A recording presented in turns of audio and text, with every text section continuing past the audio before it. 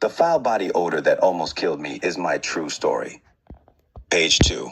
My life would change forever because of a foul body odor. The beginning. 1996, summertime Chicago. I was a 20-year-old mother with a 5-year-old daughter. We were at the beach with 4 of my best friends and their children.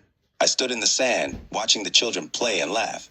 It is a beautiful, windy day. When a gust of wind blows by me, I smell the scent of musk coming off my body. I should not be musky because I bathed before we came to the beach. Nevertheless, I put on more deodorant and joined my friends in the water. My friends and I were playing volleyball in waist-deep water for 2 hours before one of my friends said, "It smells like fish out here." The other girls and I turned our noses up and looked around the water.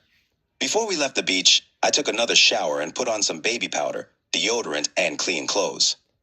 We made it home at 8 p.m., and my daughter Sherry and I ate dinner, which my boyfriend had cooked. It was a humid night, so I opened the window and put Sherry to bed.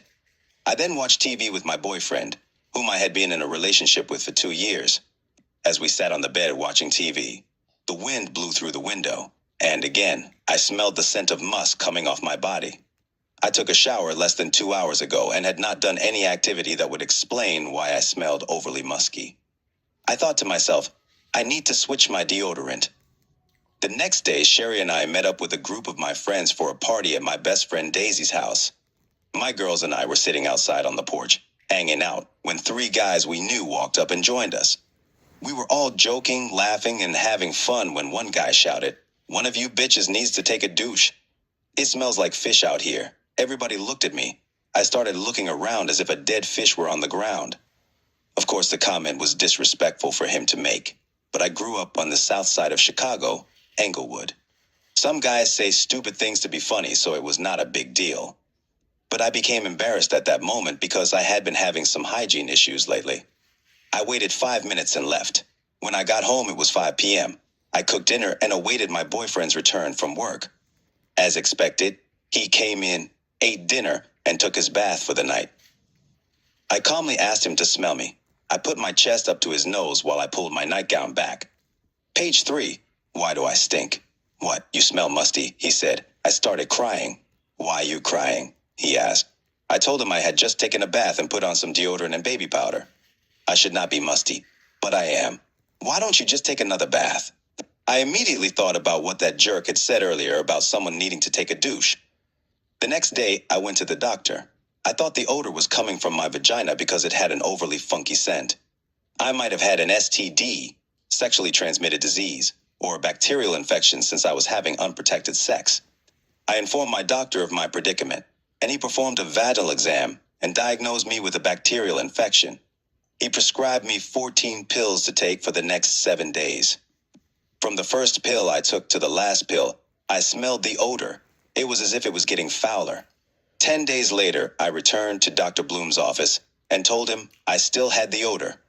He gave me another prescription for the same medication. I bathed daily and put on extra deodorant and baby powder. I also still spent time with my friends. Over the next 6 months, I would repeatedly hear comments from people that something smelled like shit or garbage whenever I was present. Sometimes, as soon as I walked up to some of my so-called friends, they would say, "Something stinks." My boyfriend and I started growing apart. He did not understand what I was going through. He would always say, "It's not a big deal. You just need to switch your soap and deodorant." But I smelled terrible, and more people were starting to notice. Page 4. The foul body odor. I visited Dr. Bloom 4 more times complaining about my vaginal odor.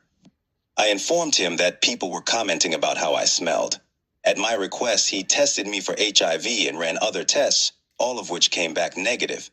On one of my visits with Dr. Bloom, he sat in a chair in the examination room, writing something in my folder. "If the odor continues," he said as he took his finger and made a hand gesture, tapping his head as if to say the odor was in my head. I did not overreact. "The odor is not in my head. Other people smell me too." "Do you smell me?" I asked. "I have never smelled an odor from you," he responded. I did not know how to react to him saying he could not smell an odor like feces coming from my body, one that I smelled every day. I also informed him on that visit that I had been feeling depressed. He said I should make an appointment with the nurse to see a psychiatrist. "Okay," I said. Growing up in the ghetto, I thought only white people saw psychiatrists, and I did not want to see one. I continued seeing Dr. Bloom and two other doctors, who said they did not smell an odor from me. Again, I did not react to these doctors saying they did not smell me, but I was overly concerned. How could they help me if they could not smell me? And why couldn't they smell me? 2 more months passed, and I still had the odor coming from my vagina. It was 7 p.m., and I was sitting on the back porch of my apartment building. I felt sad and could not stop crying or thinking about when people said, "What's that smell?" or "Something stinks." I felt alone and scared. This was the first time I felt this way.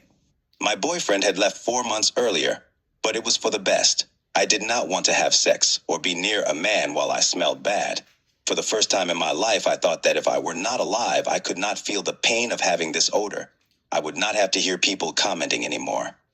I was having thoughts of killing myself to end all the embarrassment.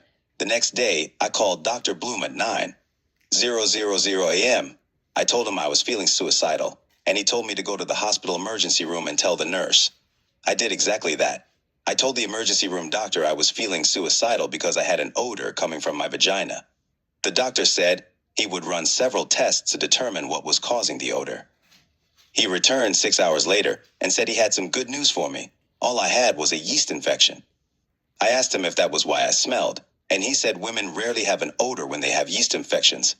He gave me a 1-dose pill treatment for yeast infections, diflucan, and said it should stop the odor. I left the hospital at 2 a.m. I went home and to bed, thinking the odor would be gone when I awoke in the morning. At 9:30 a.m., I woke up. I was home alone and still smelled the odor of trash coming from my vagina. I was in a daze. I wanted to kill myself. Suddenly, I heard, "Carrie, Carrie." I opened the window, and it was my father and Sherry. He told me he had errands to run for the day, so I needed to watch Sherry for several hours. Please use link below to order my book. As body odor sufferers, we must support each other to make a dent in the medical community's acknowledgement of our invisible illness. Please support the journey. The Body Odor, the Journey to Awareness campaign. Medium.com and Kim Groshek podcast are one of the many platforms I have used to help us in this journey. My website, carriewilson.com. And my YouTube, Carrie Wilson TMAU.